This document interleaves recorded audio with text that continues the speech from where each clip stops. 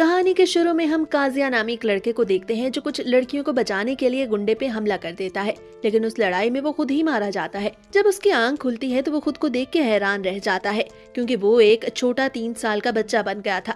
उसकी माँ सारा और मेड सिल्विया उसके पास ही मौजूद थी। वो बताती है कि वो 1 हफ्ते बाद उठा है। उसकी मॉम फौरन सिल्विया को अपने बेटे के लिए सूप लाने का बोलती है। काजिया को पता चलता है कि अब उसका नाम केन है और वो एक हाई रैंकिंग नोबल का तीसरा बेटा है, जिसका काम इस कंट्री और वहाँ की रॉयल फैमिली की हिफाजत करना है। सिल्विया केन को उस दुनिया के बारे में बताती है जहाँ हर कोई मैजिक का इस्तेमाल करना जानता था, मगर केन के छोटे होने की वजह से वो उसे सिर्फ पढ़ने लिखने पे फोकस करने को बोलती है। केन जब बुक्स को खोलता है तो उसे पता चलता है कि वो पहले ही पढ़ना लिखना जानता है। वो मैजिक भी बहुत अच्छे से कर सकता था। उसकी बहन रेन इस बात से बहुत खुश होती है। केन एक जीनियस बच्चा था, लेकिन असल में तो वो जानता था कि वो एक हाई स्कूलर काजिया एक छोटे से 3 साल के बच्चे की बॉडी में फंस चुका है। उसकी माँ इस बात से खुश थी कि उनका बेटा केन मैजिक में इंटरेस्ट ले रहा है, लेकिन उनके ख्याल में अभी केन काफी छोटा था, इसलिए उसे सिर्फ बेसिक बुक्स ही पढ़नी चाहिए। केन के फादर का ख्याल था कि उनके बेटे की काबिलियत की वजह से वो ज्यादा अच्छे तरीके से इस कंट्री और यहाँ के लोगों की हिफाजत कर सकेंगे। केन को बाद में पता चलता है कि वो मैजिक का इस्तेमाल भी कर सकता है, लेकिन अभी उसे अपने मैजिक को कंट्रोल करना नहीं आता था। वो इस बात को सबसे छुपाना चाहता था। रेन केन को 300 साल पुरानी सारी हिस्ट्री बताती है और वहाँ मौजूद मुख्तलिफ रेसेस के बारे में भी बताती है। वक्त गुजरता रहता है और 2 साल बाद वो दिन आ जाता है जब आज केन को एक रिचुअल परफॉर्म करने जाना था। वो अपनी फैमिली के साथ एक कैरेज में उसी जगह की तरफ जा रहा था जब उसकी बहन रेन उसे अपना स्टेटस शो करती है, जिसके मुताबिक वो 3 तरह का मैजिक इस्तेमाल कर सकती थी और उसके पास लेवल 2 मैजिक फोर्स थी। उसकी मॉम उन्हें बताती है कि रेन को ये magic level father of magic की तरफ से मिला है। उनके मॉम डैड उन्हें 5 फादर्स के बारे में बताते हैं जिनकी वो पूजा भी करते थे। फिर वो रिचुअल वाली जगह पे पहुंच जाते हैं जहां केन काफी बड़े बड़े स्टैचूज के सामने खड़ा था। वहां मौजूद एक प्रीस्ट उन स्टैचूज से कुछ बात करता है, जिससे उस स्टैचू में से काफी तेज रोशनी निकलती है और अब केन ट्रांसफर होकर कहीं और आ गया था। वहां उसके सामने 7 लोग मौजूद थे जिनका काम पावर्स देना था। उनमें से एक जीनम केन को काजिया कह के वेलकम करता है, क्योंकि वो उसका असल नाम जानता था। केन को जीनम का हुलिया कुछ ज्यादा पसंद नहीं आता, लेकिन जीनम उसे बहुत अच्छे से ट्रीट करता है।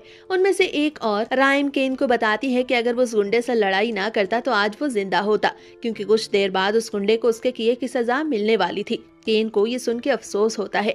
यही वजह थी कि उसे उस दूसरी दुनिया में दोबारा रीइंकार्नेट किया गया, लेकिन उसे उसकी मेमोरीज याद नहीं थी, जिस पर केन उसका शुक्रिया अदा करता है और बोलता है कि वो अपनी नई फैमिली के साथ बहुत एंजॉय करता है और उसे यहाँ पर भी काफी मजा आ रहा है। केन को वहाँ ना सिर्फ जीनम और राइम से बात करने का मौका मिलता है, बल्कि उसे फादर ऑफ मैजिक और फादर ऑफ वॉर भी काफी सारे गिफ्ट्स देते हैं। फादर ऑफ टेक्नोलॉजी भी उसे बताता है कि वो यहाँ पर काफी सारी नई चीजों को ट्राई कर सकता है। एक और बंदा उसे एक ऐसा बॉक्स देता है जिसमें वो कुछ भी स्टोर कर सकता था, और एक आखिरी गिफ्ट जो उसे मिलता है वो ये कि वो जब कभी चाहे जमीन पे लौट के वापस अपनी स्किल्स को इस्तेमाल कर सकता है। इसके बाद केन वापस नई वाली दुनिया में पहुंच जाता है। प्रीस्ट सबको बताता है कि उसने कभी भी स्टैचू से इस तरह की रोशनी निकलते नहीं देखी। केन के फादर उसे उसका स्टेटस बार दिखाने को बोलते हैं, मगर केन ऐसा नहीं करता और वहां से पेट दर्द का बहाना लगा के गायब हो जाता है। केन पहले खुद अपना स्टेटस बार चेक करता है तो उसे पता चलता है कि उसका मैजिक लेवल तो 10 पे चला गया है। उसके फादर के मुताबिक सबसे बड़ा लेवल तो 5 था। इसका मतलब कि वहां जाने के बाद केन की पावर नामुमकिन हद तक बढ़ चुकी है।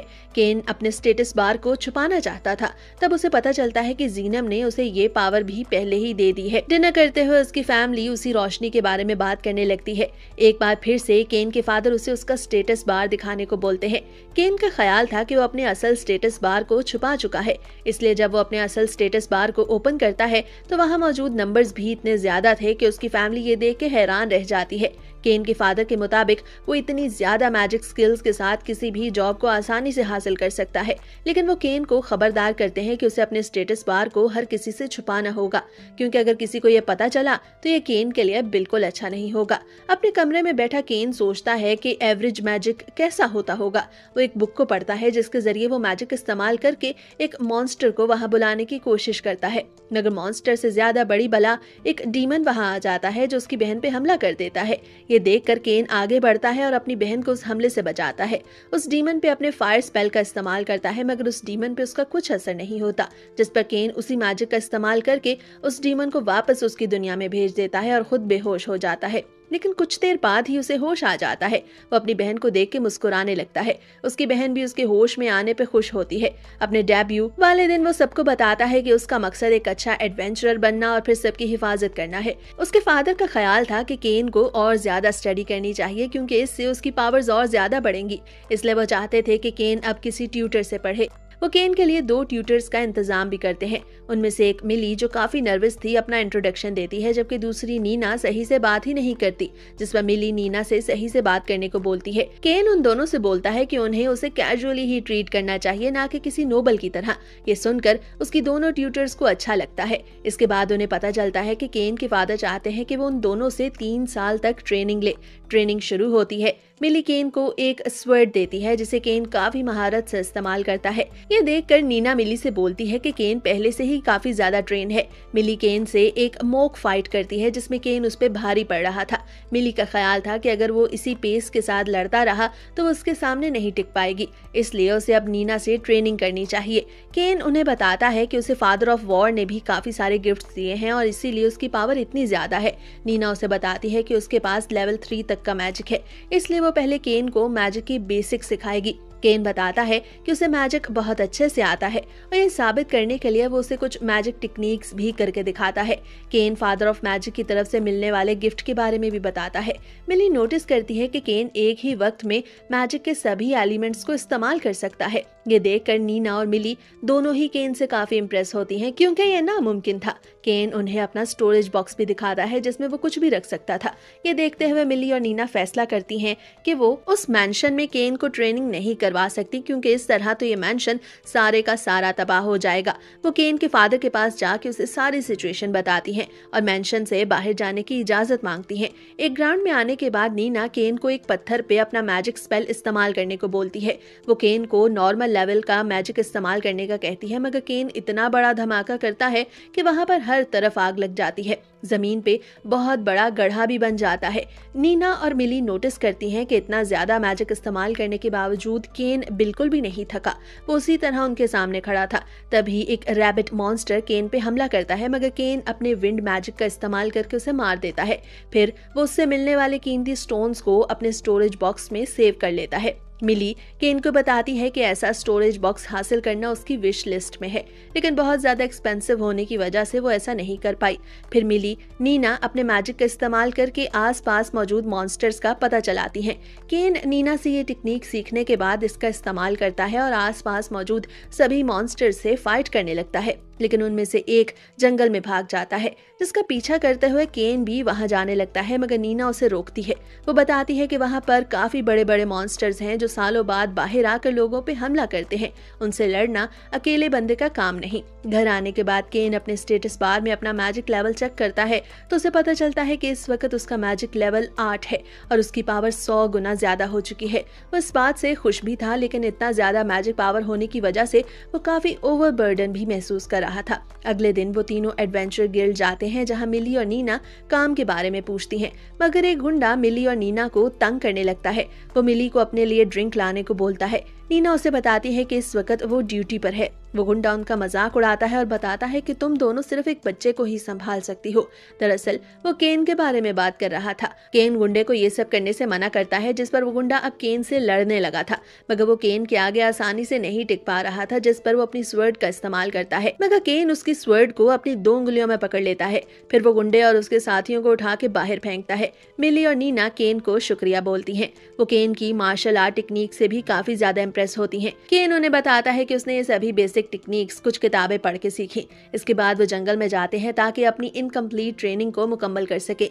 3 साल गुजर जाते हैं। केन, नीना और मिली का साथ यहीं तक का था क्योंकि 3 साल का कॉन्ट्रैक्ट खत्म हो गया था। केन ने अपनी ट्रेनिंग मुकम्मल कर ली थी। वो अपने दोनों टीचर्स को एक स्टोरेज बॉक्स गिफ्ट करना चाहता था। वो उन्हें थैंक यू बोलता है और जंगल में जाके मॉन्स्टर्स को मारने लगता है। वो इतने सारे मॉन्स्टर्स को मारता है कि आसमान पर आग के 2 बड़े बड़े पिलर्स दिखाई देने लगते हैं। ये देखकर टॉवर पर खड़े गार्ड को लगता है कि शायद मॉन्स्टर्स दोबारा से सिटी पर हमला करने वाले हैं। इसलिए वो अलार्म बजा देता है। ये देखकर केन के फादर अपनी आर्मी के साथ जंगल में चले जाते हैं ताकि मॉन्स्टर्स को मार सकें, लेकिन वहां पहुंचने पर एक बहुत बड़ा गड्ढा उनका वेलकम करता है। केन 2 स्टोरेज बॉक्सेस लेकर अपनी टीचर्स मिली और नीना के पास आता है और उन्हें गिफ्ट करता है। यहाँ हमें पता चलता है कि वो ऐसे मॉन्स्टर्स को मारकर उन स्टोरेज बॉक्सेस को लेकर आया है जिन्हें मारने के लिए ए रैंक लेवल के एडवेंचर्स चाहिए होते हैं, लेकिन ये सभी कुछ केन ने अकेले किया होता है। वो बताता है कि उस स्टोरेज बॉक्स में पूरे का पूरा मैंशन भी स्टोर किया जा सकता है। नीना और मिली दोनों उसको शुक्रिया बोलती हैं और बताती हैं कि ये गिफ्ट उनके लिए रॉयल ट्रेजर से भी ज्यादा कीमती है। 2 साल गुजर जाते हैं। केन 10 साल का हो गया था। आज उसकी डेब्यू सेरेमनी थी जो हर नोबल की होती है। केन के फादर उसे बताते हैं कि अगर उसका सामना किसी भी मॉन्स्टर से ना हुआ तो इस सब में उन्हें 1 हफ्ता लग जाएगा। केन अपने मैजिक के जरिए डिटेक्ट करता है कि 3 किलोमीटर दूर कुछ मॉन्स्टर्स लोगों पर हमला कर रहे हैं। ये सुनकर केन के फादर अपने लोगों को वहां जाने को बोलते हैं, मगर केन जानता था कि उन्हें वहां पहुंचने में जरूर देर होगी, इसलिए वो अपने बूस्ट स्पेल का इस्तेमाल करता है और उनसे पहले ही वहां पहुंचकर उन सभी मॉन्स्टर्स को एक एक करके मार देता है। फिर वो वहां मौजूद जख्मियों को अपने हीलिंग मैजिक से सही करता है, मगर कुछ जख्मी उसके हीलिंग मैजिक के जरिए भी सही नहीं हो पाते तो वो उनकी बॉडीज को अपने स्टोरेज बॉक्स में सेव कर लेता है। तभी वहां उसके फादर भी पहुंच जाते हैं ताकि वो वहां मौजूद जख्मियों और रॉयल कैरेज की हिफाजत कर सके, मगर उनके पहुंचने से पहले ही सभी मॉन्स्टर्स का सफाया हो गया था। रॉयल कैरेज का दरवाजा खुलता है। 2 लड़कियां सामने आती हैं। एक का नाम प्रिंसेस टेलेस्टिया था और दूसरी का मिस सिल्क। वो दोनों किंग की बेटियां थी। केन को लेके उनके दरमियान फाइट शुरू हो जाती है। केन बताता है कि वो अपनी डेब्यू सेरेमनी के लिए रॉयल मैंशन जा रहा है, जिस पर वो लड़कियां केन को बताती हैं कि वो भी उस सेरेमनी का हिस्सा होंगी, इसलिए केन को उनके साथ चलना चाहिए।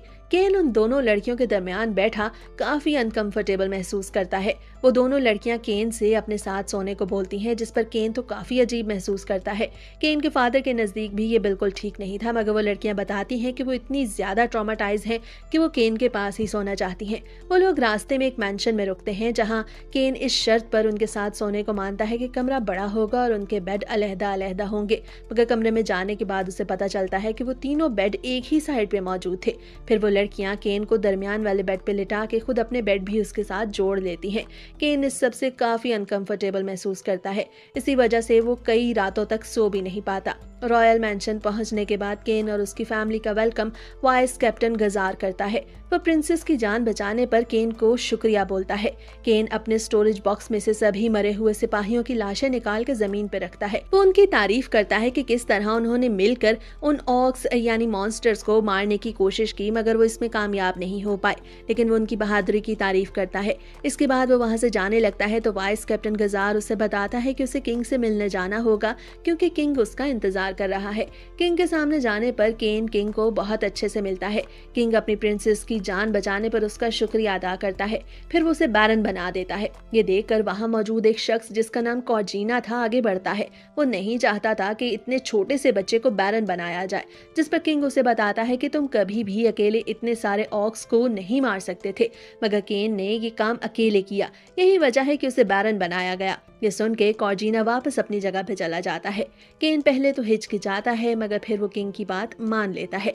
केन को उसके फादर बड़े फख्र से बोलते हैं कि उनके सारे बेटों में केन ही अकेला ऐसा है जिसे बैरन बनाया गया।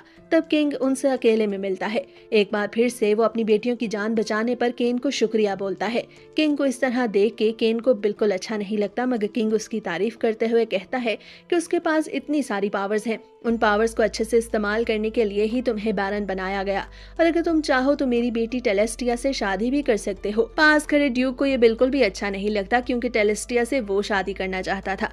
किंग केन को मजीद कहता है कि उसे उसकी दोनों बेटियों के साथ शादी करनी होगी क्योंकि केन दोनों के साथ सो चुका है। केन को तो ये बिल्कुल भी अच्छा नहीं लगता, मगर किंग के सामने उसके पास कोई भी ऑप्शन नहीं था। दरअसल ये सभी कुछ किंग का प्लान था ताकि वो केन को अपने पास ही रोक सके। केन चर्च जाता है। एक बार फिर से वही 7 लोग उसके सामने आते हैं। वो उनसे अपनी पावर के बारे में पूछता है, जिस पर उसे पता चलता है कि उसके पास इतनी ज्यादा पावर है कि शायद ही जमीन पर उसके अलावा किसी के पास इतनी पावर होगी।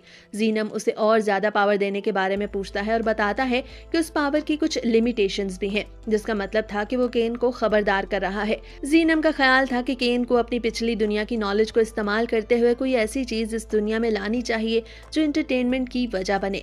केन इस बारे में सोचता है। फिर उसे एक आइडिया आता है। वो वापस सिटी की मार्केट जाता है। वहाँ उसे कैट गर्ल दिखाई देती है जिसका नाम पारमा था। पारमा उसे अपने अंकल टमानी की शॉप ले जाती है। वहाँ मौजूद चीजों को देखकर केन काफी इम्प्रेस होता है। वो टमानी को एक गोल्डन कॉइन देता है, साथ में उसे एक ऐसी डिवाइस बनाने को बोलता है जिसे वो रॉयल्स को बेच सके। पहले टमानी उसका एक ड्राफ्ट बनाने के बारे में बोलता है और अपना बेस्ट देने का फैसला करता है। कुछ दिनों बाद टमानी वो डिवाइस बनाने में कामयाब हो जाता है। केन को वो डिवाइस बहुत पसंद आई थी। वो टमानी को और ज्यादा गोल्ड कॉइन्स देता है। वो उस डिवाइस का एक फैंसी वर्जन बनाने को बोलता है। टमानी एक बार फिर से काफी महारत और दिल लगाकर वो डिवाइस बनाने का फैसला करता है, मगर इससे पहले वो डिवाइस ड्राफ्ट को फादर ऑफ कॉमर्स के पास भेजना चाहते थे ताकि कोई भी अगले 3 सालों तक उनकी डिवाइस को कॉपी ना कर सके। वो डिवाइस उनके सामने से गायब हो जाती है, जिसका मतलब था कि फादर ऑफ कॉमर्स ने उनकी डिवाइस को एक्सेप्ट कर लिया है। जब वो डिवाइस बनती है तो केन को बहुत पसंद आती है। केन वापस अपने मैंशन आता है जहां उसे पता चलता है कि उसकी डेब्यू सेरेमनी शुरू होने वाली है। वो अपने पेरेंट्स के साथ सेरेमनी वाली जगह जाने के लिए निकल पड़ता है। उसके फादर उसे समझाते हैं कि उसके बैरन बनने के बाद बहुत से पेरेंट्स अपनी बेटियों के साथ उसका इंट्रोडक्शन करवाएंगे, इसलिए उसे सबसे अच्छे से मिलना होगा। वहां पर किंग भी मौजूद था जो सबको एक स्पीच देता है। केन अपनी डिवाइस किंग को दिखाता है जिसपे किंग काफी इंटरेस्ट शो करता है और बाद में उसे दिखाने को बोलता है। केन के फादर उसे उस डिवाइस के बारे में पूछते हैं तो केन बताता है कि उसे एक अच्छा सोर्स ऑफ इनकम चाहिए था ताकि वो अपनी पावर्स को बढ़ा सके। यही वजह थी कि उसने उस डिवाइस को बनवाया। इसके बाद उसके पेरेंट्स वहां से चले जाते हैं ताकि केन बाकी बच्चों के साथ मिल सके। सिल्क और केन एक दूसरे के साथ बातें करते हैं। तभी वहां पर कॉर्जिना का बेटा हैबिट आ जाता है जो सिल्क से फ्री होने की कोशिश कर रहा था, मगर सिल्क उसे कोई घास नहीं डालती। उसके दोस्त केन को ये कह के डांटने लगते हैं कि वो उसके साथ तमीज से नहीं पेश आ रहा। केन उन्हें खुद को इंट्रोड्यूस करवाता है, लेकिन उसके दोस्तों को लगता है कि शायद वो बैरन का बेटा है और उसके साथ रूडली बिहेव कर रहा है। हैबिट और उसके दोस्त केन को बोलते हैं कि उसे उनसे माफी मांगना होगी। केन उन्हें बताता है कि असल में वो नहीं बल्कि हैबिट और उसके दोस्त उसके साथ रूड बिहेव कर रहे हैं। वो सभी मेंशन के बाहर जाते हैं ताकि केन के साथ एक डुएल कर सके। हैबिट के दोस्त केन को अपनी मैजिक टेक्निक्स दिखाने लगते हैं, मगर उनका मैजिक काफी कमजोर था। सिल्क ये देख के तंग आ गई थी। वो हैबिट और उसके दोस्तों को बताती है कि केन असल में खुद एक बैरन है और उसके पास इतनी सारी पावर्स हैं कि तुम लोग उसका एक भी स्पेल बर्दाश्त नहीं कर पाओगे। ये सुनकर हैबिट और उसके दोस्त डर के वहां से भाग जाते हैं। सिल्क केन को बोलती है कि वो इस सब के बारे में टेलेस्टिया या किसी को भी कुछ भी नहीं बताएगी, लेकिन केन को उसे डेट पे ले जाना होगा। तभी वहां टेलेस्टिया आ जाती है जिस पर सिल्क उसे अपने और केन के डेट पर जाने के बारे में बताती है। इस सब से टेलेस्टिया को जेलसी फील होती है, जिस पर केन उससे कहता है कि वो दोनों भी जल्द ही डेट पर जाएंगे। केन किंग के साथ वो गेम खेलता है जिसे किंग बहुत पसंद करता है। किंग का ख्याल था कि ये गेम उन्हीं के दरमियान रहनी चाहिए, मगर केन उन्हें बताता है कि जल्द ही वो पब्लिक में भी इस गेम को इंट्रोड्यूस करवाएगा। किंग और ड्यूक दोनों केन को समझाते हैं कि उसकी टेलेस्टिया और सिल्क के साथ एंगेजमेंट एक सीक्रेट है, इसलिए उसे डेट पर ध्यान से जाना होगा। अगले दिन केन को उसके नए मैंशन की चाबी दी जाती है। जब वो वहां जाता है तो देखता है कि पूरे मैंशन का हाल ही खराब है। सभी कुछ टूटा फूटा था और गंदा भी। केन अपने मैजिक का इस्तेमाल करके वहां ना सिर्फ लाइट्स को ठीक करता है बल्कि पूरे मैंशन को बिल्कुल नया कर देता है। तब उसे पता चलता है कि सिल्विया और कुछ और लोग उससे मिलने आए हैं। सिल्विया केन को देख के बहुत खुश होती है। केन का नया बटलर कोलन भी सिल्विया के साथ आया था। वो सभी लोग मैंशन को साफ करने के लिए इधर उधर फैल जाते हैं, मगर वो ये देख के हैरान थे कि मैंशन तो बिल्कुल ही साफ था। ऐसा लग रहा था कि जैसे अभी अभी बनाया गया हो। कोलन का ख्याल था कि केन को अपनी फैमिली के पास जाना चाहिए क्योंकि उसके बड़े भाई उनसे मिलने के लिए आ रहे हैं। केन के बड़े भाई उसके बैरन बनने पर बहुत ज्यादा खुश थे। उसकी बहन रेन भी उसके मैंशन में आना चाहती थी। केन उन्हें बताता है कि उसने अपने मैजिक का इस्तेमाल करके पूरे मैंशन को बिल्कुल नया कर दिया है। केन और उसकी फैमिली जब मैंशन जाती है तो वो ये देख के हैरान ही रह जाते हैं। केन के फादर भी केन की तारीफ करते हैं क्योंकि पिछली बार जब उन्होंने उस मैंशन को देखा था तो उसका तो हाल ही बुरा था, मगर इस बार वो बिल्कुल नए जैसा हो गया है। केन के फादर केन को बोलते हैं कि उसे अपने मैंशन को डेकोरेट करना चाहिए क्योंकि नोबल्स अपने मैंशंस में पेंटिंग्स, आर्ट्स और यहाँ तक के मॉन्स्टर्स को भी ला के रखते हैं, जिस पर केन एक बहुत बड़ा रेड ड्रैगन अपने मेन हॉल में रखवा देता है, जिसे देखकर सिल्विया चिल्लाने लगती है। तब केन को एहसास होता है कि उसने इस बारे में सिल्विया और बाकी सबको तो बताया ही नहीं। केन के फादर उससे उस मॉन्स्टर के बारे में पूछते हैं, जिस पर केन उन्हें बताता है कि उसने उस मॉन्स्टर को जंगल में हराया था। केन के फादर उसे बताते हैं कि इस तरह के रेड ड्रैगन को ए रैंक मैजिशियंस भी आसानी से नहीं हरा पाते, लेकिन तुमने ये सब कैसे कर लिया? केन, क्या तुम जानते हो कि उस एक ड्रैगन की कीमत $100 मिलियन है? ये सुनकर तो केन का मुंह खुले का खुला ही रह जाता है। तभी उन्हें एक और जगह से चीखने की आवाज सुनाई देती है। वो सब भागकर वहां जाते हैं तो उन्हें पता चलता है कि केन की मदर सारा वहां मौजूद थी। वो केन को बताती है कि उसे उसका टॉयलेट इस्तेमाल करके काफी अच्छा लगा, क्योंकि वहां पर एक नई तरह का फाउंटेन लगाया गया था। केन के फादर का ख्याल था कि उसकी मॉम ने कुछ ज्यादा ही ड्रामा कर दिया, लेकिन जब वो उस टॉयलेट को इस्तेमाल करते हैं तो वो केन की तारीफ करते हैं। वो एक ऐसा ही फाउंटेन अपने बाथरूम में लगवाने को बोलते हैं। केन की सिस्टर भी अपने बाथरूम के लिए ऐसा ही एक फाउंटेन चाहती थी। केन के फादर उसे बताते हैं कि उसके घर आने वाले मेहमान इस फाउंटेन को बहुत एंजॉय करेंगे। केन को उनकी बात कुछ समझ में नहीं आती। उसके फादर उसे एक्सप्लेन करते हैं कि अपने नए मैंशन की खुशी में उसे एक पार्टी देना होगी। ये सुनकर तो केन के पैरों तले से जमीन निकल जाती है कि भाई एक और पार्टी। केन अपने सभी नौकरों के साथ बैठा इस बारे में सोच रहा था। कोलन उसे एक लिस्ट पकड़ाता है जिसमें कॉर्जिना का नाम भी मौजूद था। केन के ख्याल में कॉर्जिना को बुलाना ठीक नहीं था, मगर कोलन उसे बताता है कि वो एक हाई रैंक नोबल है, इसलिए उसे ना बुलाना बुरी बात होगी। उस लिस्ट में किंग का नाम नहीं था, जिस पर कोलन उसे बताता है कि इस पार्टी में सिर्फ हाई रैंक नोबल्स ही इन्वाइटेड हैं। इसके बाद वो खाने के बारे में बात करने लगते हैं और फिर केन ये सोचकर परेशान होता है कि वो आने वाले मेहमानों को गिफ्ट में क्या देगा। तब वो अपने मैजिक का इस्तेमाल करके इंतहाई खूबसूरत ग्लास बनाता है और सोचता है कि वो अपने सभी मेहमानों को उन ग्लासेस को गिफ्ट करेगा। इसके बाद वो अपनी पिछली दुनिया की एक रेसिपी बनाता है जिसे खाकर सिल्विया तो झूमने ही लगती है, क्योंकि वो बहुत मजे की थी। इसके बाद केन अपने मैजिक का इस्तेमाल करके फिजी ड्रिंक्स भी बनाता है जो हैमबर्गर्स की तरह काफी मजे की थी। कोलन केन को बताता है कि उसे जल्द ही किंग ने बुलाया है। किंग इस बात पर उससे नाराज था कि उसने उसे अपनी पार्टी में क्यों नहीं इनवाइट किया। ड्यूक भी किंग को और ज्यादा भड़काता है। केन बताता है कि वो खुद आकर किंग को इनवाइट करना चाहता था, मगर अभी तक उसे टाइम नहीं मिल रहा था। वो किंग को उसका इनविटेशन कार्ड देता है और ये देखकर किंग उसकी पार्टी में जाने के लिए काफी एक्साइटेड होता है। पार्टी शुरू होती है। केन अपने सभी मेहमानों को वेलकम करता है। ड्यूक वहाँ सिल्क के साथ आता है। सभी मेहमान उन फिजी ड्रिंक्स को पी के बहुत मजे करते हैं। कुछ देर में किंग भी आ जाता है। किंग को भी फिजी ड्रिंक का जायका बहुत अच्छा लगता है। बर्गर्स को टेस्ट करने पे भी किंग काफी खुश होता है। क्वीन केन के टॉयलेट में लगे उस फाउंटेन की तारीफ करती है और ऐसा ही फाउंटेन अपने महल में लगवाने को भी बोलती है। किंग भी उस फाउंटेन को काफी एंजॉय करता है। सभी मेहमान केन की हॉस्पिटैलिटी से काफी इम्प्रेस थे। कोलन केन को बताता है कि कॉर्जिना भी आ चुका है। कॉर्जिना मुसलसल केन की बेइज्जती करता है। वो उसके मैंशन को भी काफी छोटा कहता है। उसे उसका फिजी ड्रिंक और बर्गर भी काफी मजे का लगा था, मगर वो उसकी तारीफ नहीं करता। वो उसके रेड ड्रैगन से भी काफी इम्प्रेस था, मगर वो वहाँ भी कुछ नहीं बोलता। वो केन की मेड के साथ बहुत रूड बिहेव करता है। केन को उसकी इन सभी हरकतों पे काफी गुस्सा आता है, मगर वो कुछ भी नहीं बोलता। तभी उसे एक आइडिया आता है। वो कॉर्जिना के पास जाता है, उसे अपना ग्लास गिफ्ट करता है। कॉर्जिना उसे बताता है कि उसे उसके सारे ग्लास चाहिए, जिस पर केन उसे सॉरी बोलता है और बताता है कि ये सभी ग्लास मेहमानों को भी गिफ्ट किए जाने हैं, लेकिन मेरे पास तुम्हारे लिए इससे ज्यादा अच्छा गिफ्ट है। कॉर्जिना उस गिफ्ट के बारे में पूछता है तो केन आगे से हट जाता है।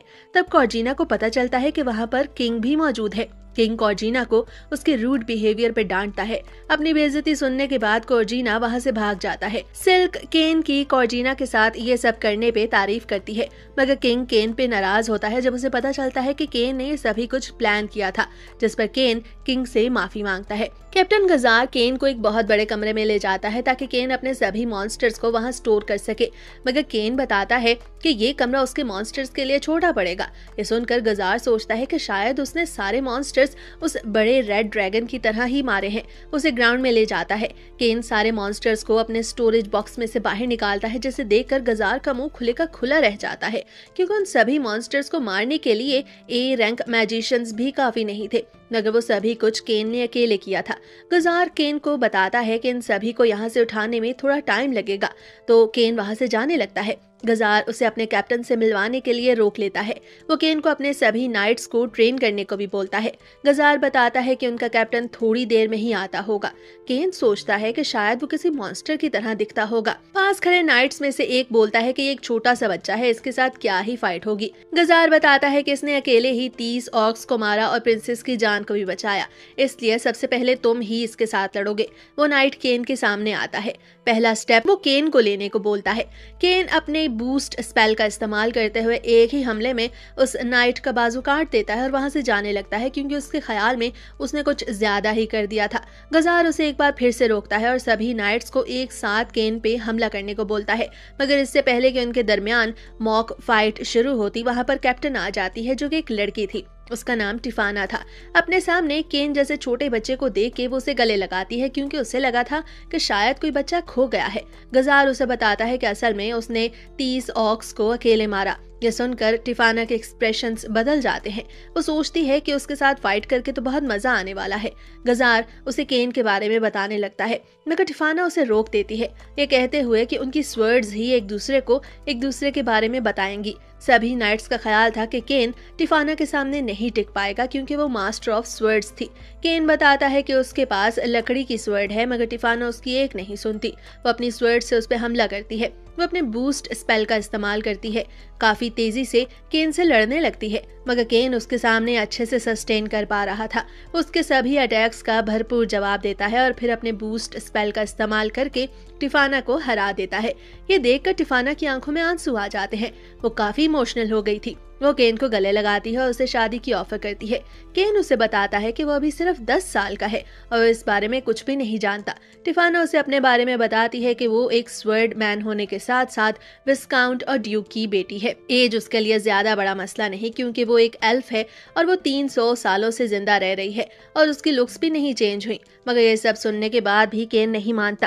वो गजार के पीछे छुप जाता है, क्योंकि उसके ख्याल में शादी ऐसी चीज नहीं थी जिसके लिए वो खुद फैसला कर सके। मगर गजार तो उसके सामने सोने का नाटक करने लगता है। टिफाना के पास इसका भी हल मौजूद था। वह गजार को किंग के पास चलने को बोलती है। केन के ख्याल में ये एक अच्छा आइडिया नहीं था, मगर टिफाना उसकी कोई बात नहीं सुनती। वो किंग के पास चली जाती है। किंग उनके आने की वजह पूछता है तो टिफाना उसे बताती है कि वो केन से शादी करना चाहती है। केन बताता है कि उनके डुअल में उसने टिफाना को हरा दिया और यही वजह है कि टिफाना अब उससे शादी करना चाहती है। किंग केन से पूछता है कि क्या उसने टिफाना को अपनी एंगेजमेंट के बारे में नहीं बताया, जिस पर केन किंग से बोलता है कि उसे ये सब बताने का मौका ही नहीं मिला, क्योंकि उसकी एंगेजमेंट एक सीक्रेट थी। एंगेजमेंट का सुनने के बाद टिफाना थोड़ी सी डिसअपॉइंट होती है। किंग उससे बोलता है कि मुझे तो तुम्हारी फीलिंग्स की बहुत कदर है। अगर तुम केन से शादी करना चाहती हो तो इसके लिए तुम्हें अपने फादर से इजाजत लेना होगी। किंग बताता है कि एल्व्स को शुरू में कैद किया जाता था और अच्छा सलूक नहीं किया जाता था, लेकिन फिर उनके पहले किंग ने एल्व्स को भी प्रोटेक्शन दी और उन्हें अपने किंगडम में शामिल किया। इसलिए टिफाना भी एक प्रिंसेस है। टिफाना इस बात से इतना खुश होती है कि वो केन को लेके वहां से चली जाती है। वो केन के साथ एक और फाइट करती है। केन के जाने के बाद किंग सोचता है कि आखिर केन इतना स्ट्रॉन्ग कैसे बना कि उसने टिफाना जैसी स्वर्डमैनशिप होल्डर को हरा दिया। गजार और बाकी सबको लगता है कि जरूर केन के पास कोई सुपर पावर है। एक शख्स किंग को मशवरा देता है कि उन्हें अपनी खास बुक के जरिए केन को टेस्ट करना चाहिए। किंग ऐसा ही करता है। कुछ दिनों बाद जब टिफाना से की जाने वाली लातादाद लड़ाइयां लड़ के केन थक जाता है तो वो गजार के पास जाता है, जिस पर गजार उसे किंग के पास ले जाता है। किंग उसे वही बुक देता है और बताता है कि ये उनकी एक सीक्रेट बुक है जो उनके पहले किंग ने लिखी। जब केन उस बुक को पढ़ता है तो किंग बताता है कि ये जापानीज जुबान में लिखी गई है और इसे कोई भी नहीं पढ़ सकता। ये सुन के तो केन के पैरों तले से जमीन ही निकल जाती है, क्योंकि उसे पता चल गया था कि किंग उसे टेस्ट कर रहा है और उनका पहला किंग भी पिछली दुनिया से ताल्लुक रखता था और वो री इनकारनेट होने के बाद यहाँ आया था। अपना राज खुलने के बाद केन सबको अपने बारे में बताता है कि उसे गॉड ने चूज किया है और उन 7 स्टैचूज से भी मिल चुका है।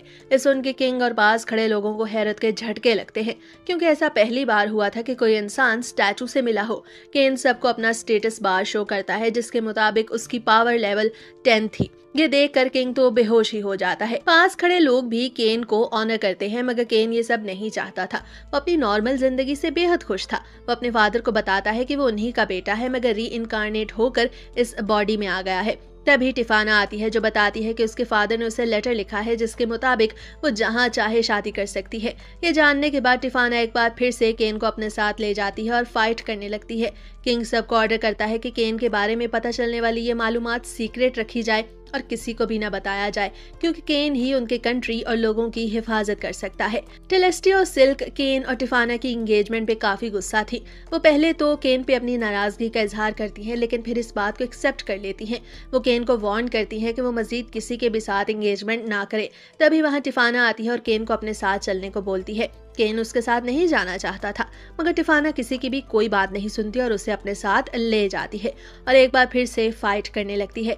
केन किंग की दी हुई सीक्रेट बुक को पढ़ता है तो उसे पता चलता है कि उसमें एक मैसेज लिखा है। वो मैसेज ये था कि जो कोई भी इस बुक को पढ़ेगा वो जरूर किसी और दुनिया से ताल्लुक रखता होगा, क्योंकि ये बुक इस दुनिया की लैंग्वेज में नहीं लिखी गई। इस बुक को लिखने वाला पहला किंग अपने बारे में बताता है कि वो भी इनकारनेट होकर यहाँ आया था। उसका नाम यूया था। दरअसल पिछली दुनिया में यूया का एक्सीडेंट हो गया था, मगर वो अपनी असल बॉडी में ही इस दुनिया में दोबारा री इनकारनेट हुआ। तभी टेलेस्टिया और सिल्क भी वहाँ आ जाती हैं। केन फौरन अपनी बुक को बंद कर देता है और उन्हें वहां से जाने को बोलता है। वो दोनों बाद में आने को कहती है, मगर केन बाद में भी उनसे नहीं मिलना चाहता था, तो वो वहां से भाग जाता है। मगर फिर आगे उसे टिफाना मिल जाती है, जो उसे अपने साथ चलने को बोलती है, मगर केन इस बार उसे भी इग्नोर करता है और वहां से भी भाग जाता है। अगले दिन वो एडवेंचर गिल्ड पहुंच जाता है, क्योंकि आज वो 12 साल का हो गया था और अब वो वक्त आ गया था कि वो खुद को एडवेंचर गिल्ड में रजिस्टर करवाए। वहाँ उसे एक लाल बालों वाला एडवेंचर भी मिलता है, जो उसे सलाह देता है कि उसे अपना ख्याल रखना चाहिए, क्योंकि जिंदगी एक बार ही मिलती है। केन को लगता है कि वो पहले भी उसे कहीं देख चुका है। केन गिल्ड की रिसेप्शनिस्ट के पास जाता है, जिसका नाम टिया था। उसे एक फॉर्म फिल करने को बोलती है। केन सोचता है कि क्या वो अपने बैरन होने की इन्फॉर्मेशन यहाँ फिल करे या नहीं, लेकिन फिर वो ये सोच के उसे फिल नहीं करता कि उसे कोई स्पेशल ट्रीटमेंट नहीं चाहिए। टिया उसे क्रिस्टल पे अपना ब्लड लगाने को बोलती है और फिर उसे जी रैंक कार्ड देती है। केन को याद आता है कि उसकी दोनों टीचर्स डी रैंक थी। तभी वहाँ कुछ एडवेंचर्स आते हैं और टिया को बोलते हैं कि उसे इस बच्चे पे अपना वक्त जाया नहीं करना चाहिए। उनमें से एक केन को किक करने की कोशिश करता है, मगर केन खुद को आसानी से बचा लेता है। दूसरा भी उस पर हमला करने की कोशिश करता है, मगर केन उसे भी कोई घास नहीं डालता। इसके बाद वो एडवेंचर्स अपनी स्वर्ड का इस्तेमाल करने ही लगते हैं कि वहाँ वही लाल बालों वाला एडवेंचर क्लॉड आ जाता है। वो दूसरे एडवेंचर्स को चैलेंज करता है, जिसे सुनते ही वो वहाँ से भाग जाते हैं। केन क्लॉड को शुक्रिया बोलता है। क्लॉड उसे बताता है कि उसने देख लिया था कि किस तरह केन उन एडवेंचर्स के अटैक्स को डॉज कर रहा था। वो काफी स्ट्रांग है। इसके बाद वो दोनों बातें करने लगते हैं। क्लॉड ड्रिंक करता है, जबकि केन जूस पीता है, क्योंकि अभी वो बच्चा था। क्लॉड उसे बताता है कि उसका ताल्लुक आइस फ्लेम पार्टी से है। दरअसल वो फ्लेम के जरिए अपने मैजिक का इस्तेमाल करता है और उसकी वाइफ आइस के जरिए। केन को भी जल्द ही कोई पार्टी ढूंढ लेनी चाहिए। अभी वो ये बातें कर ही रहे थे कि तभी कोई क्लॉड के सर पे कुछ जोर से मारता है। हमें पता चलता है कि वो क्लॉड की बीवी लीना है, जो उसे वहाँ बैठे देख के वहाँ आई थी। क्लॉड को ड्रिंक करने पे वो डांटती है। तभी केन उसकी वाइफ को भी शुक्रिया बोलता है, क्योंकि क्लॉड ने उसकी जान बचाई थी। लीना को केन काफी क्यूट लगता है, लेकिन वो क्लॉड को खींच के अपने साथ ले जाती है। क्लॉड जाते वक्त केन को अपने पहले एडवेंचर के लिए गुड लक बोलता है। केन एडवेंचर बोर्ड पर आके जब एडवेंचर को ढूंढने की कोशिश करता है तो उसे पता चलता है कि वहाँ पर सामान को एक जगह से दूसरी जगह ले जाने का टास्क मौजूद है, लेकिन ये तो बहुत आसान टास्क था, इसलिए वो कोई और एडवेंचर ढूंढने लगता है। तब उसे एक और टास्क दिखाई देता है जिसमें मॉन्स्टर्स को मारना था। केन ये देख के काफी खुश होता है। वो फौरन जंगल की तरफ जाने लगता है, लेकिन रास्ते में उसे दोबारा से टिफाना मिल जाती है, जो उसे अपने साथ चलने को बोलती है। वो टिफाना और गजार को बताता है कि आज वो अपने पहले एडवेंचर पे जा रहा है। टिफाना फैसला करती है कि वो भी उसके साथ जाएगी, क्योंकि ये उसके शौहर का पहला एडवेंचर है। वो उछलती कूदती केन को लेकर जंगल की तरफ जाने लगती है।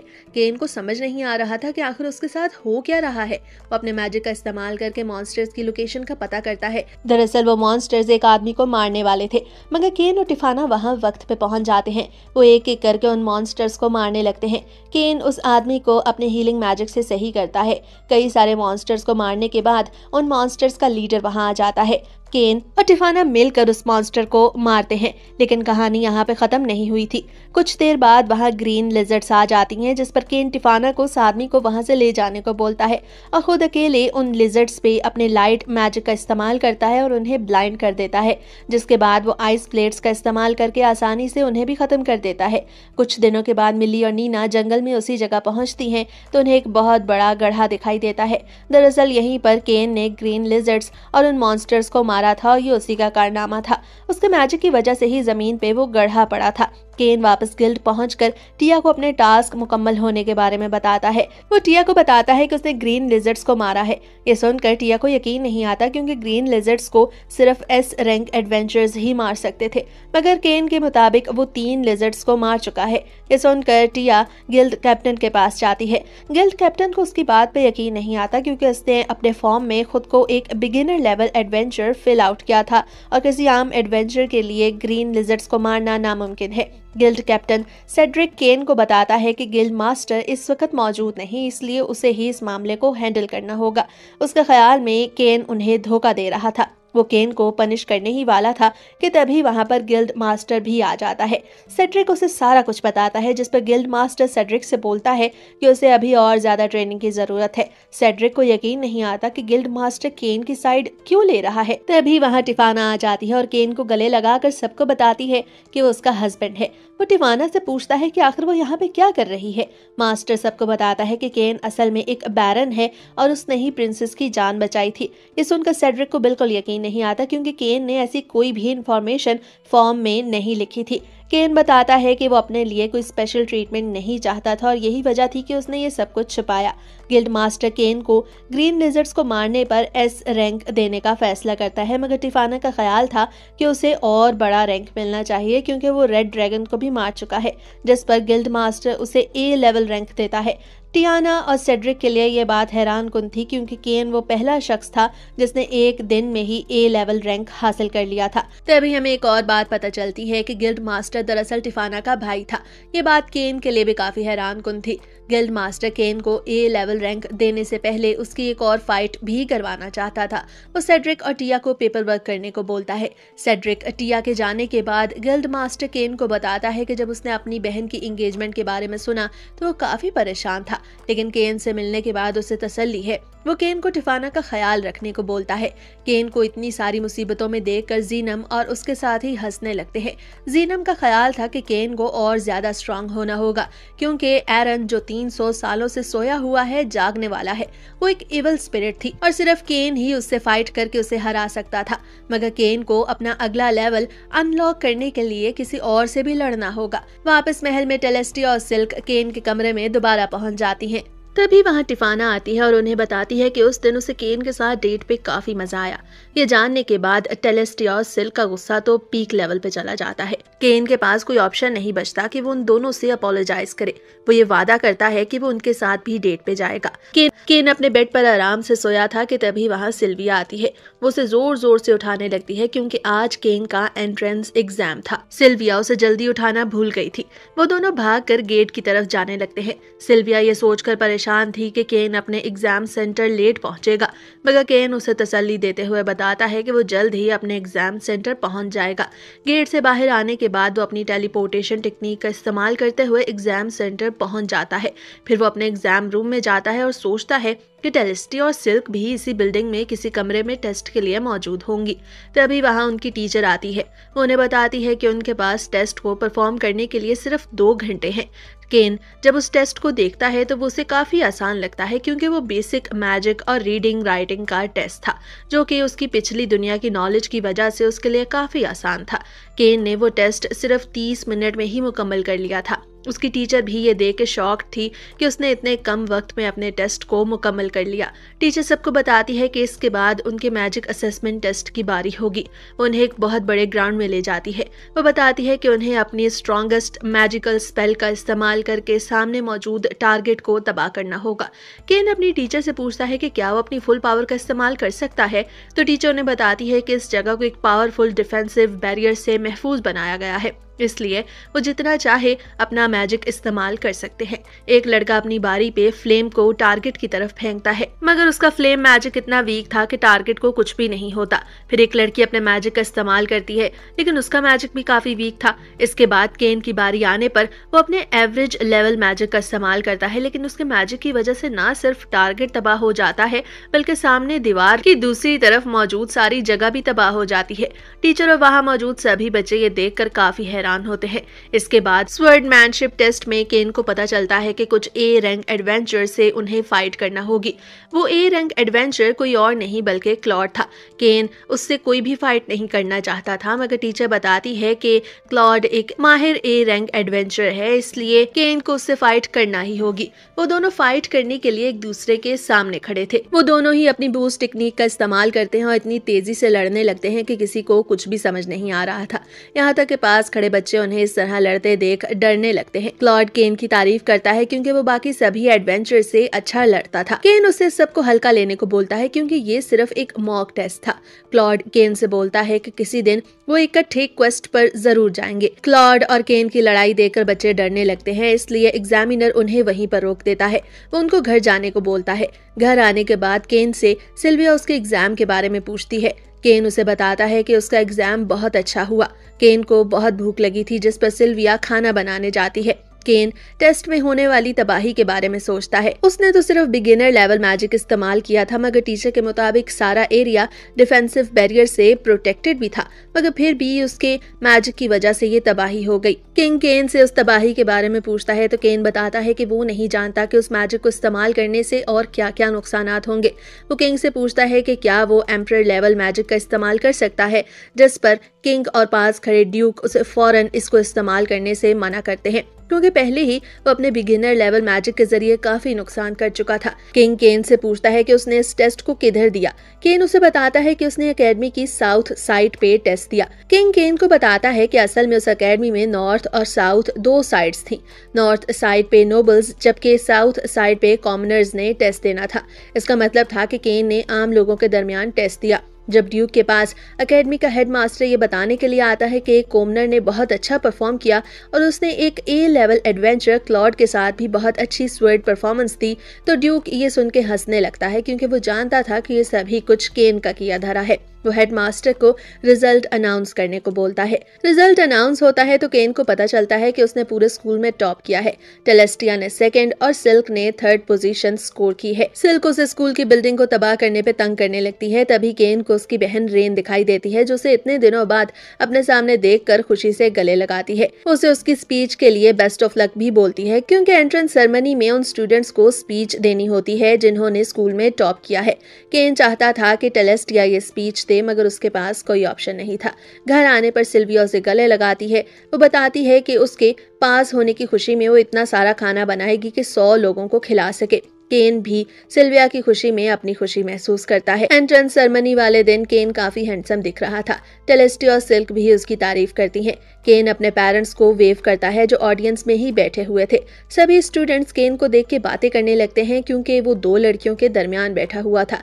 केन को स्टेज पर बुलाया जाता है। वो सबको अपना इंट्रोडक्शन देता है और बताता है कि किस तरह उसने अपने एग्जाम को मिक्स कर दिया, मगर वो सभी के साथ अच्छा बर्ताव करना चाहता है। ये सुनकर सब स्टूडेंट्स उसके लिए तालियां बजाते हैं। किंग स्टेज पर आता है और सब स्टूडेंट्स को कॉन्ग्रेचुलेट बोलता है। फिर वो कुछ स्टूडेंट्स को पॉइंट आउट करता है जो अपने काम में काफी इर्रेगुलर थे। केन को लगता है कि शायद किंग उसके बारे में ही बात कर रहा है।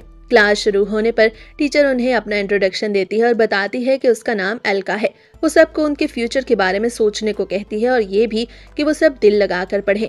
केन चाहता था कि वो जल्द ही किसी एडवेंचर पर जाए, मगर टेलेस्टिया और सिल्क उसे बताती हैं कि वो एक बैरन है और उसे अपनी नोबिलिटी के बारे में ज्यादा से ज्यादा जानना चाहिए। सुनकर केन थोड़ा उदास हो जाता है। सिल्क उसे बताती है कि वो एक से ज्यादा सब्जेक्ट्स को सिलेक्ट कर सकता है, जिस पर केन एडवेंचर, नोबिलिटी और मैजिक को सिलेक्ट करता है।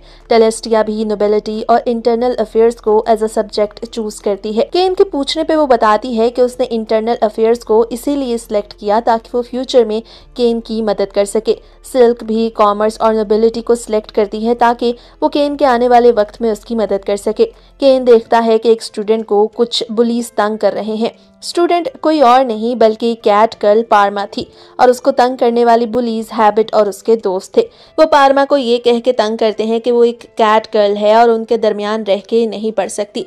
केन हैबिट और उसके दोस्तों को ये सब करने से मना करता है। हैबिट को इस बात की कोई परवाह नहीं थी कि उसे कौन मना कर रहा है, लेकिन जब वो पीछे मुड़ के केन को देखता है तो तब उसे एहसास होता है कि उसे मना करने वाला कौन है। वो केन को एक कॉमनर की साइड लेने से मना करता है तो केन बताता है कि वो एक कॉमनर की नहीं बल्कि अपने दोस्त की साइड ले रहा है। टेलेस्टिया और सिल्क भी हैबिट को माफी मांगने को बोलती हैं, जिस पर हैबिट को उस दिन का वाकया याद आता है। हैबिट और उसके दोस्त केन और पार्मा से माफी मांगते हुए वहां से खिसक जाते हैं। पार्मा केन को शुक्रिया बोलती है। सिल्क और टेलेस्टिया उन दोनों के बारे में जानना चाहती थी, जिस पर पार्मा उनसे बात करने लगती है। केन को एक आवाज सुनाई देती है कि उसने जल्द ही लाइब्रेरी पहुंचना है। वो जैसे ही दरवाजा खोलता है तो वो एक और जगह पे ही पहुंच जाता है। फिर वो ट्रांसपोर्ट होकर एक कमरे में पहुंच जाता है, जहां पर उसके सामने एक शख्स मौजूद था। वो शख्स केन से कॉफी के बारे में पूछता है। केन को ये जान के हैरत होती है कि उस शख्स को कॉफी का कैसे पता, क्योंकि इस दुनिया में किसी को भी कॉफी का नहीं पता था। वो शख्स केन को काजिया कह के बुलाता है, जिसका मतलब था कि वो केन की पिछली जिंदगी के बारे में जानता है। केन जब उसे देखता है तो उसे पता चलता है कि वो तो उस किंगडम का पहला किंग यूया है, जिसकी बुक वो पढ़ चुका है। यूया केन को अपना स्टेटस बार दिखाता है, जिसे देखकर केन का मुंह खुले का खुला रह जाता है, क्योंकि यूया पिछले 300 सालों से जिंदा था। यूया केन को जीनम के बारे में बताता है, जो चाहता था कि यूया केन को ट्रेन करे, क्योंकि केन को अभी और स्ट्रांग बनना है। केन के पूछने पर यूया उसे इवल स्पिरिट एरन के बारे में बताता है, जिसे पिछले 300 सालों से कैद किया गया है, मगर अब जल्द ही उसकी सील टूट जाएगी और वो दोबारा से आजाद हो जाएगा। इसलिए केन को उससे लड़ना होगा। यूया केन को एक कुकी दिखाता है, उसे पकड़ने को बोलता है, मगर केन जैसे ही उस कुकी को पकड़ने के लिए आगे बढ़ता है तो यूया उसे अपनी स्वर्ड के जरिए रोक देता है। वो बताता है कि इसके लिए तुम्हें ट्रेनिंग करना होगी। केन के पूछने पर यूया उसे मजीद बताता है कि वो खुद एरन को दोबारा से कैद नहीं कर सकता। ये कहते साथ ही यूया केन को एक और दुनिया में ले आता है और उसे एक स्वर्ड देता है, साथ में एक कैंपस भी, जो उसे उसके घर तक पहुंचने में मदद करेगी। वो केन को बताता है कि उसे उसका लेवल 600 तक अप करना होगा। ये सुनकर तो केन का दिमाग ही घूम जाता है, क्योंकि अभी वो 300 के लेवल तक ही पहुंच पाया था। यूया केन को बताता है कि यहाँ का 1 साल दूसरी दुनिया के 1 दिन के बराबर है, इसलिए केन को जल्द से जल्द दूसरी दुनिया में पहुंचना होगा ताकि उसका स्कूल मिस ना हो सके। केन के पास कोई ऑप्शन नहीं था कि वो यूया की बात माने, इसलिए केन आगे बढ़ता है और रास्ते में आने वाले सभी मॉन्स्टर्स को एक एक करके मारने लगता है। टेलेस्टिया और सिल्क केन के घर जाती हैं, क्योंकि वो काफी दिनों से स्कूल नहीं आया था। सिल्विया भी केन के लिए बहुत परेशान थी। टेलेस्टिया उसके घर रुकने का फैसला करती है, क्योंकि उसे यकीन था कि केन एक दिन जरूर वापस आएगा। इसके बाद हम केन को एक बहुत बड़े मॉन्स्टर के हाथों में देखते हैं। केन काफी एग्जॉस्ट हो चुका था, मगर फिर भी वो अपने मैजिक का इस्तेमाल करके उस मॉन्स्टर को मार देता है और खुद जमीन पे गिर जाता है। उसे किसी के रोने की आवाज सुनाई देती है तो उसे पता चलता है कि पास ही एक इंजर्ड बीस्ट पड़ा है। उस बीस्ट को वो अपने मैजिक के जरिए हील करता है और खुद दोबारा जमीन पे गिर जाता है। वो बीस्ट सही होने के बाद उसके पास आने वाले सभी मॉन्स्टर्स को खुद मारता है। केन के होश आने पर वो उससे कडलिंग करने लगता है। केन उसका नाम हाकू रखता है। कुछ दिनों के बाद वापस केन उसी जगह पहुंच जाता है जहां यूया मौजूद था। यूया हाकू और केन दोनों को वेलकम करता है। यूया बताता है कि हाकू एक होली बीस्ट है। हाकू वहां से गायब हो जाता है, जिस पर यूया उसे बताता है कि वो जब चाहे हाकू को समन कर सकता है। यूया केन को उसके नए टीचर ड्यूरन से मिलवाता है। केन काफी बड़ा हो चुका था, क्योंकि 4 साल का अरसा गुजर गया था। ड्यूरन केन को बताता है कि एरन यूया से ज्यादा स्ट्रांग है और यूया केन से, जिसका मतलब था कि केन को अभी भी काफी ज्यादा ट्रेनिंग की जरूरत है।